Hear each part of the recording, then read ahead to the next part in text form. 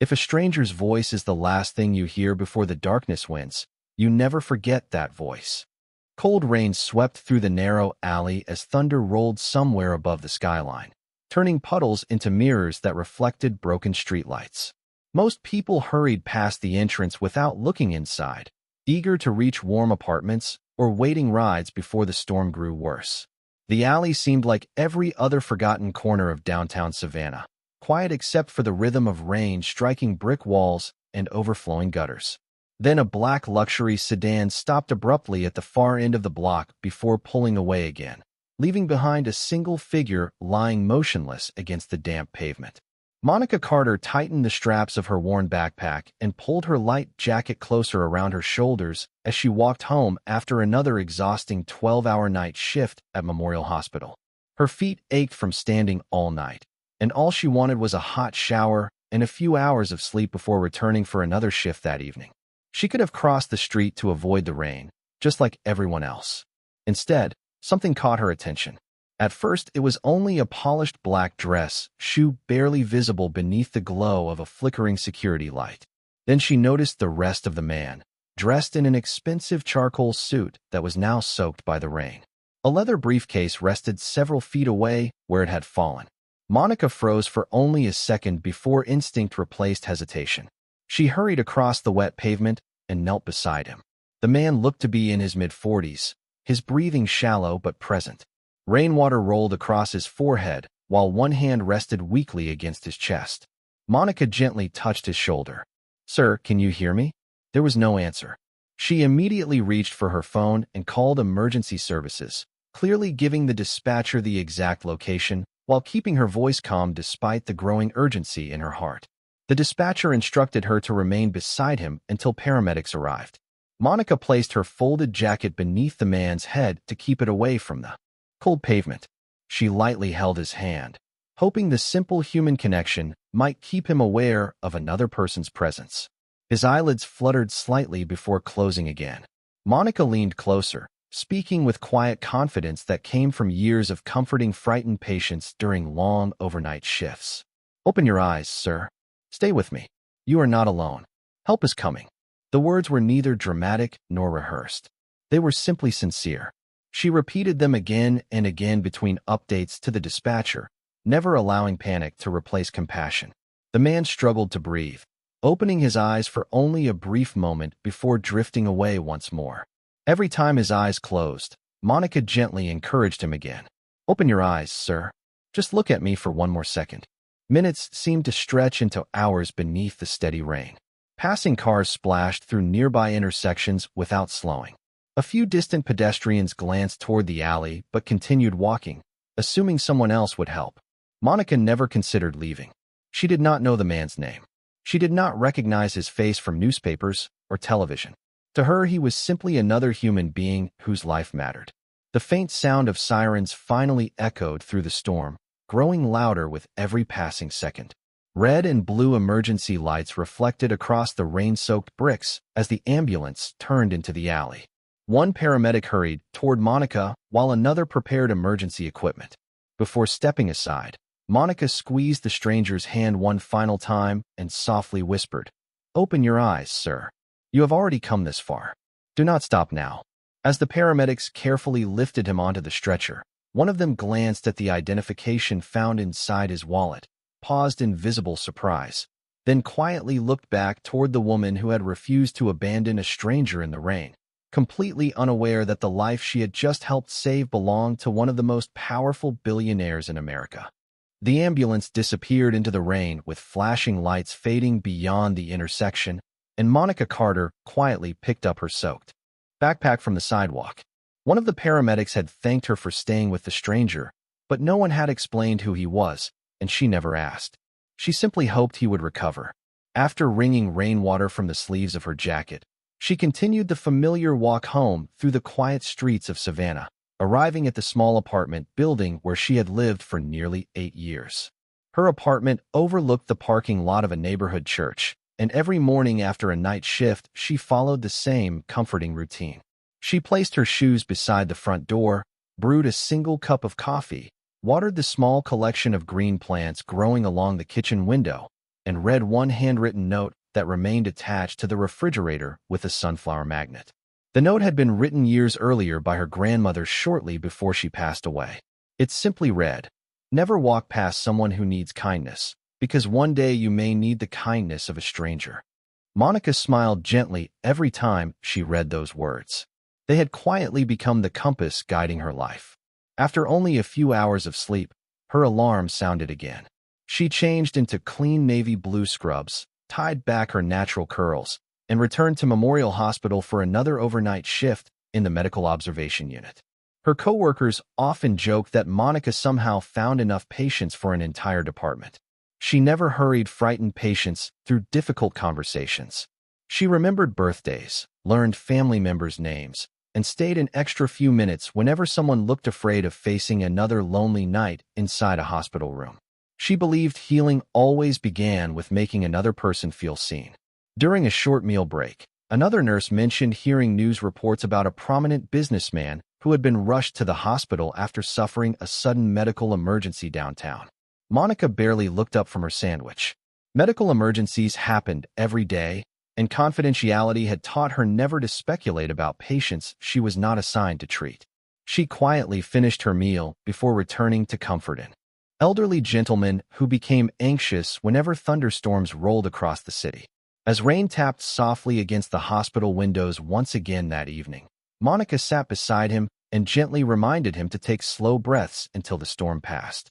The same calm voice she had used in the alley now helped another frightened stranger find peace. Days passed without Monica giving another thought to the man she had helped. She assumed he was recovering somewhere surrounded by people who loved him. Meanwhile, newspapers across the country filled with questions about why Ethan Harrison, one of America's most influential billionaires, had suddenly disappeared from public view after an unexplained medical emergency. Television reporters waited outside Harrison Global headquarters while company executives refused to discuss his condition. Inside a private intensive care suite several floors above the city, Ethan remained unconscious, surrounded by advanced medical equipment and concerned specialists. Yet despite the silence filling the room, one memory continued pushing through the darkness surrounding his mind. He could not remember the rain. He could not remember the alley. He could not even remember falling. The only thing returning again and again through the fog was the gentle voice of an unknown woman repeating the same quiet words with unwavering compassion. "Open your eyes, sir. You are not alone." Soft morning light filtered through the blinds of the private intensive care suite as Ethan Harrison slowly opened his eyes for the first time in 3 days. The steady rhythm of medical monitors filled the quiet room while the distant sounds of nurses beginning another shift drifted through the hallway outside. His vision remained blurred for several long moments before familiar faces gradually came into focus. His mother, Margaret Harrison, sat beside the window with folded hands, exhaustion visible beneath her gentle smile. Near the foot of the bed stood Richard Cole, the Harrison family's longtime attorney, holding a folder that had remained unopened since Ethan's unexpected collapse. Several physicians quietly reviewed medical charts before Dr. Samuel Reed stepped closer with reassuring calm. "Good morning, Mr. Harrison," the physician said softly. "You gave everyone quite a scare, but you are awake now, and that is exactly where we hoped you would be."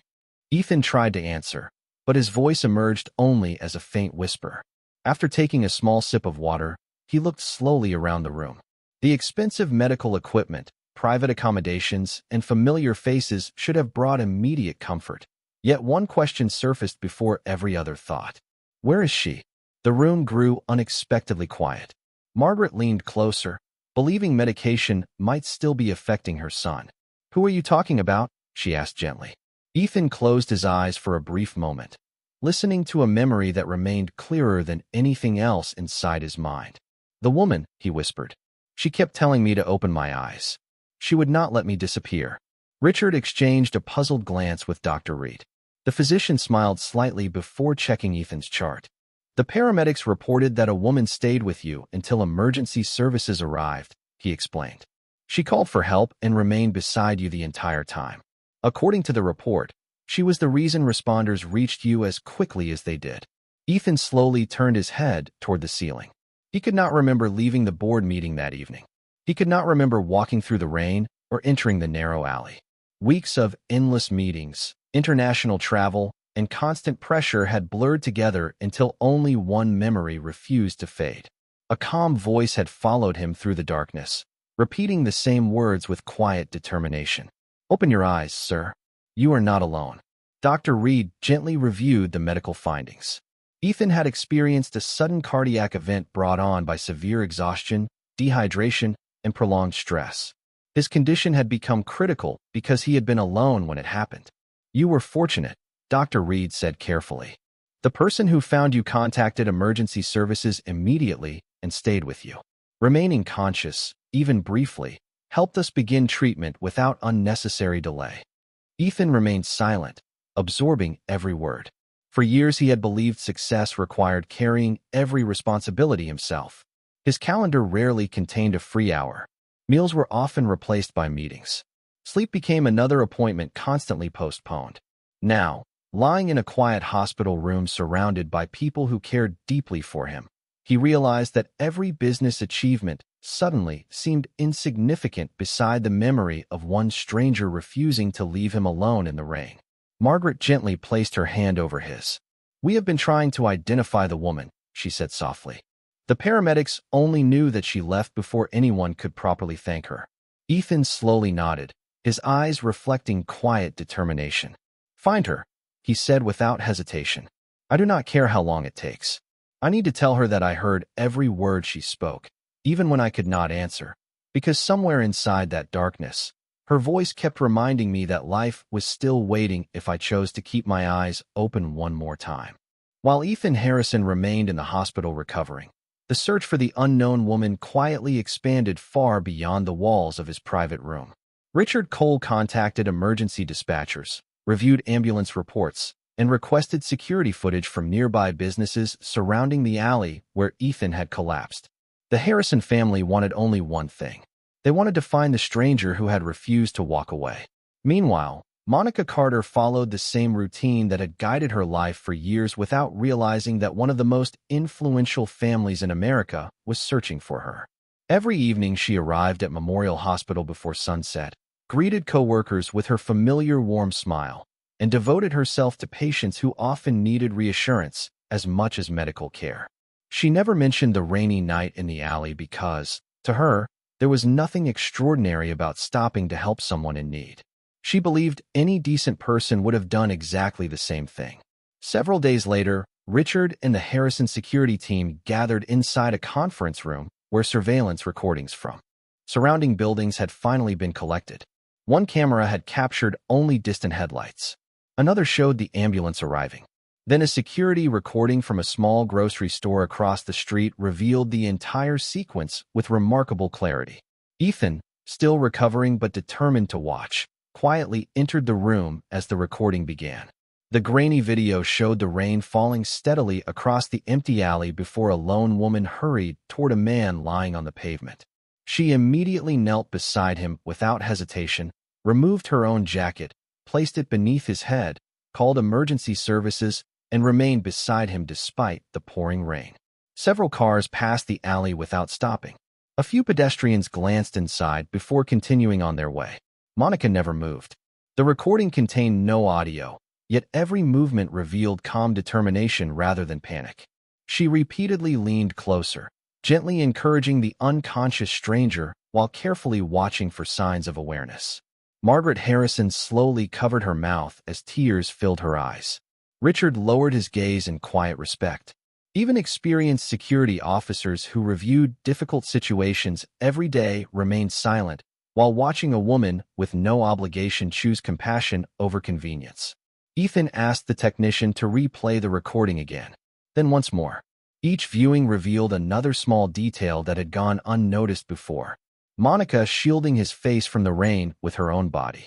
Monica checking the flashing lights in the distance before smiling with visible relief as the ambulance finally arrived. Monica quietly stepping backward after paramedics took over, making certain they had everything under control before simply picking up her backpack and disappearing into the night without waiting for recognition, questions, or gratitude. Richard finally broke the silence. Most people would have left after making the emergency call. Ethan slowly shook his head while keeping his eyes fixed on the screen. She stayed because she believed another person's life was worth more than her own comfort. Just then, another member of the security team entered carrying additional information gathered from emergency responders. One paramedic remembered that the woman had mentioned finishing a night shift at Memorial Hospital before walking home. It was the first meaningful clue anyone had discovered. Ethan looked toward Richard with quiet determination. "Do not announce a reward," he said calmly. "Do not turn her kindness into a headline. Find her respectfully. If she helped a stranger without expecting anything in return, then we should approach her with exactly the same respect she showed me that night." Outside the hospital, the afternoon sunlight gradually replaced the storms that had covered the city only days before, while across town Monica finished comforting another anxious patient, completely unaware that the path between two very different lives was about to cross once again. 3 days later, Richard Cole quietly arrived at Memorial Hospital, carrying nothing more than a small notebook and a still image captured from the security camera. Ethan had insisted that no television crews, photographers, or company representatives accompany him. Gratitude, he believed, should arrive quietly. Richard spoke privately with the hospital administration, explaining that they were searching for a woman who had assisted a stranger during a medical emergency. They never mentioned Ethan's name. After reviewing employee schedules from the night of the storm, one supervisor looked thoughtfully at the photograph before smiling with quiet recognition. "That is Monica Carter," she said. "One of the kindest nurses we have ever hired." Richard thanked her sincerely, but requested permission before approaching Monica. He wanted the meeting to respect her privacy. Late that afternoon, Monica finished comforting the family of an elderly patient before walking into the staff lounge for a brief break. She had barely poured herself a cup of coffee when the nursing supervisor gently entered the room. "Monica," she said warmly, "there is someone here who would like to thank you." Monica looked confused as Richard quietly introduced himself. "My name is Richard Cole," he said. "I represent a gentleman whose life you helped save several nights ago." Monica immediately understood. "Is he recovering?" she asked before anything else. Richard smiled. "He is recovering well, thanks in no small part to your compassion." Monica lowered her eyes with visible relief. "That is wonderful," she answered softly. "Please tell him I am very happy he is going home." Richard hesitated before continuing. "Mr. Harrison would like the opportunity to thank you personally." Monica gently shook her head. "That really is not necessary. I simply did what anyone should do." Richard admired the sincerity in her response. "I have watched the security footage several times," he replied. "Most people would have called emergency services and continued home. You stayed in the rain until help arrived." Monica smiled modestly, because leaving did not feel right. Before Richard could answer, two hospital employees passing through the lounge noticed the conversation. One quietly recognized Ethan Harrison's name from recent news reports after overhearing part of the discussion. Within minutes, whispers began spreading through nearby hallways. Some people looked toward Monica with admiration. Others wondered whether a billionaire would reward her with a large financial gift. Monica immediately grew uncomfortable. She had never wanted attention. She politely thanked Richard for visiting, but explained that she still had patients waiting for her. As she returned to the medical unit, fragments of conversation followed behind her. A few people speculated about interviews, newspaper headlines, and life-changing checks. Monica ignored every rumor and walked into the next patient's room exactly as she had hundreds of times before, greeting an elderly woman with the same gentle smile she always carried. That evening, Richard reported the meeting to Ethan. "She never once asked your name until I mentioned it," he explained. "She asked only whether you were recovering." Ethan listened quietly before looking through the hospital window as the evening sun settled over the city. "Then she is exactly the person I hoped she would be," he said softly. Richard nodded before adding one final detail. "She also declined a personal meeting, because she believes she simply fulfilled her responsibility as another human being." Ethan remained silent for a long moment before answering with calm certainty. "Then I will meet her where she serves others, not where cameras expect gratitude." Some people change your life without asking for anything. Those are the people you approach with humility, not publicity. Outside, the last light of day faded into a peaceful twilight, while Monica continued caring for strangers one room at a time. completely unaware that the next meeting would quietly change both of their futures forever. Several days after leaving the hospital, Ethan Harrison returned to his office for the first time, but the towering glass walls overlooking the city no longer held his attention. His desk remained covered with reports, investment proposals, and meeting schedules that once consumed every hour of his life. Yet none of them seemed as important as the small tablet resting quietly beside his coffee cup. It contained the security footage from the rainy night. Ethan had already watched it countless times, but something continued drawing him back. He pressed play once more. The screen showed the empty alley beneath relentless rain before Monica hurried into view without hesitation. She never looked around to see whether someone else might take responsibility. She simply knelt beside a complete stranger and stayed there. Ethan watched every movement with growing emotion. He noticed how carefully she adjusted her jacket beneath his head, how she shielded his face from the rain with her own body, and how she remained remarkably calm while speaking to emergency dispatchers. There was no panic. There was only quiet determination.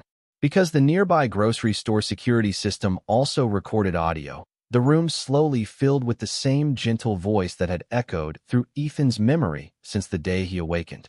"Open your eyes, sir. Stay with me. You are not alone. Help is coming." Ethan closed his own eyes as he listened. For the first time, he heard every word clearly instead of through the haze of fading consciousness. Monica repeated the same reassurance again and again, never raising her voice, never allowing fear to replace hope. Between each sentence, she calmly encouraged him to keep breathing, reminding him that someone was beside him and that he did not have to face the darkness alone. The recording ended, yet Ethan remained motionless in the silence that followed. Sunlight streamed through the office windows, warming the polished wooden floor while the city continued moving far below, but inside the room everything felt unexpectedly still. Richard quietly entered carrying several documents before noticing the thoughtful expression on Ethan's face. Without speaking, he sat across the desk and waited. After several moments, Ethan finally looked up. "Do you know what I realized?" he asked softly. Richard shook his head. Ethan rested one hand on the tablet. "She never knew who I was. She believed I was simply another man who needed help. If she had walked away after calling emergency services, no one could have blamed her. Instead, she stayed because she believed one more encouraging sentence might matter." Richard nodded. "Sometimes it does." Later that afternoon, Dr. Samuel Reed visited Ethan for a final follow-up appointment before approving his return to limited work. After reviewing the latest test results, the physician smiled with quiet satisfaction. "Your recovery has been remarkable," he said. Ethan thanked him before asking the one question that had remained in his mind. "Doctor, would the outcome truly have been different if she had not stayed?" Dr. Reed answered without hesitation. "Yes. Emergency services arrived quickly because she called immediately, but there is another reason her presence mattered. During those critical minutes, she continually encouraged you to remain responsive. Even brief moments of awareness gave us valuable information when we arrived. More importantly, people often underestimate how powerful a calm human voice can be during a medical crisis. She helped keep you connected to the world when your body was struggling the hardest." Ethan slowly looked toward the window again as the afternoon light softened across the skyline. At that moment, he understood something no financial report had ever taught him. The greatest turning point of his life had not been created by a billion-dollar decision, but by one ordinary woman who refused to let a frightened stranger face the storm alone, believing that a few simple words spoken with genuine compassion were reason enough to stay until hope arrived. The following Monday morning, Ethan Harrison asked Richard Cole to arrange one private meeting at Memorial Hospital with no reporters, no photographers, and no members of the Harrison executive team. He wanted the visit to remain personal because gratitude, he believed, should never become a public performance. Richard contacted the hospital administration, and after receiving Monica Carter's permission, a quiet meeting was arranged inside a small family consultation room overlooking a peaceful courtyard filled with early autumn flowers. Sunlight filtered gently through tall windows as Monica entered wearing her familiar navy blue scrubs after completing another overnight shift. She looked surprised to see Ethan standing before her without security guards or media attention. For a brief moment, neither of them spoke. Ethan took one slow step forward before offering a warm smile, filled with genuine appreciation. "I finally have the opportunity to thank you," he said softly. Monica returned a modest smile. "I am simply grateful that you recovered." Ethan looked directly into her eyes. "Dr. Reed explained something I did not know until recently. He told me that your voice helped keep me responsive during the most critical moments. I remember hearing you even when I could not open my eyes. Those words never left me." Monica lowered her gaze for a moment before answering quietly. "When people are frightened, they often need to know someone is still beside them. I only wanted you to know that you were not alone." Ethan felt an unexpected wave of emotion. Throughout years of leading one of the country's largest companies, countless people had admired his achievements, yet very few had ever spoken to him with the simple compassion Monica offered a complete stranger. Before either of them continued, Dr. Samuel Reed entered the room carrying a thin medical folder. He smiled warmly toward Monica before turning to Ethan. "There is something I believe both of you deserve to hear together," he said. Opening the folder, he reviewed the emergency timeline recorded on the night of Ethan's collapse. "Emergency services reached you quickly because Ms. Carter called immediately. However, another detail proved equally important. During those minutes before our team arrived, she continuously encouraged you to remain conscious. The audio recording confirmed repeated verbal interaction, and your brief responses helped us assess your condition the moment we reached you." Ethan listened without interrupting. Dr. Reed continued with calm certainty. "Based on your medical records and the timeline, even a delay of several additional minutes without that continuous engagement could have resulted in a far more serious outcome. Her presence did far more than summon help.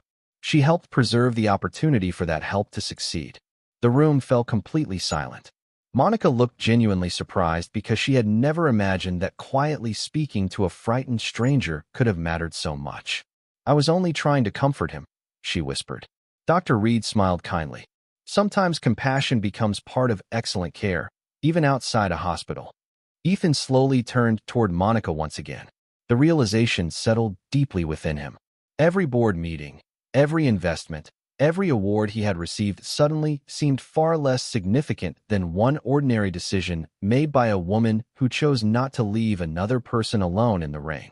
He extended his hand, but instead of a formal business handshake, Monica gently accepted it with both of hers. Neither spoke for several moments because no carefully prepared speech could express what both now understood.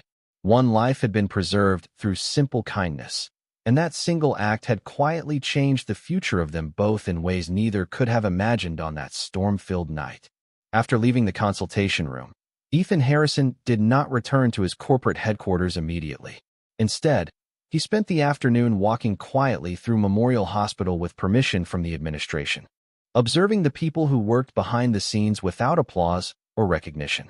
He watched nurses comfort anxious families, technicians move quickly between departments, therapists encourage frightened patients to take one more hopeful step, and support staff quietly keep every hallway running with dignity and care. Monica Carter greeted each person with the same warmth she had shown the stranger she found in the rain. She never changed her smile because of who stood beside her. Ethan slowly realized that what he had experienced in the alley was not an extraordinary moment for Monica. It was simply the way she chose to live every day. Before leaving the hospital, Ethan asked Monica one final question. "If there were one thing you could change for the people who work here every day, what would it be?" Monica thought quietly before answering. "Many wonderful caregivers never continue their education because they cannot afford it. Others leave the profession they love because life becomes too difficult. They do not need someone to celebrate them. They need someone to believe in them." Ethan nodded without saying another word. 2 weeks later, hospital employees received invitations to a modest gathering inside the education center rather than a luxury hotel or corporate ballroom. There were no giant company banners, no dramatic stage, and no elaborate presentation. Monica arrived expecting a routine community partnership announcement. Instead, she found Ethan standing beside Dr. Samuel Reed and Margaret Harrison before a small audience of nurses, caregivers, students, and hospital staff. Ethan stepped forward with quiet sincerity. "The greatest investment I have ever witnessed was not made inside a boardroom," he began. "It happened on a rainy night when one exhausted nurse decided a stranger's life mattered more than getting home on time. The room remained completely silent. Ethan continued, "Today I am honored to announce the Carter Care Fellowship, a permanent educational program funded through the Harrison Foundation to provide scholarships, emergency assistance, professional training, and leadership opportunities for caregivers, nurses, and community health workers throughout our state." Soft applause gradually filled the room. Ethan gently lifted a folder before turning toward Monica. "There is one more request," he said. "I hope you will become the founding director of this fellowship. Not because you saved my life, but because you already live the values this program should teach." Monica looked down at the folder before quietly shaking her head. "I cannot accept something meant only for me," she answered honestly. Ethan smiled because he had expected exactly that response. "It is not for you alone," he replied.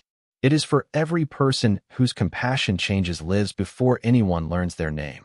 I simply cannot imagine a better person to guide it." Monica slowly opened the folder. There were no documents transferring personal wealth, no expensive gifts, and no promises of luxury. Instead, she found scholarship plans, community partnerships, educational grants, and mentoring programs designed to strengthen the profession she loved. Tears quietly filled her eyes. "If this helps more people care for others with dignity," she whispered, "then I will gladly serve." Margaret Harrison stepped forward and gently embraced Monica before saying softly, "You reminded my son that success begins with humanity. Our family will never forget that gift." Around the room, nurses, students, and caregivers rose together in heartfelt applause, not for a billionaire's generosity, but for the quiet truth that one ordinary act of compassion had grown into an opportunity capable of changing countless lives for generations yet to come. 1 year later, the Carter Care Fellowship welcomed its first class of caregivers inside a bright education center overlooking the same city where one quiet decision had changed 2 lives forever. Morning sunlight poured through wide glass windows, filling every classroom with warmth instead of the cold rain that had first brought Monica Carter and Ethan Harrison together. Along the walls hung photographs of nurses, home health aides, therapists, emergency responders, and community caregivers serving people with patience, dignity, and compassion. There were no oversized portraits celebrating wealthy donors. Instead, a simple plaque near the entrance carried one sentence that every visitor paused to read: "Kindness becomes extraordinary only when someone chooses to continue it." Monica unlocked her office door before the first students arrived, placing her worn backpack beside a bookshelf exactly as she had done countless times before beginning another day of caring for others. Very little about her had changed. She still wore simple navy blue clothing. She still greeted every person with a warm smile before asking how they were feeling. She still believed listening carefully could become the first step toward healing. Resting on her desk was the handwritten note from her grandmother, protected inside a small wooden frame. Every morning, she quietly read the familiar words before beginning another day of service. Soon the fellowship participants gathered inside the largest classroom, representing cities and small towns from across the state. Some hoped to become nurses. Others dreamed of expanding home health services, supporting elderly neighbors, or bringing compassionate medical care into underserved communities. Monica welcomed each student personally, learning names instead of reading attendance sheets, because she believed every future caregiver deserved to feel seen from the very beginning.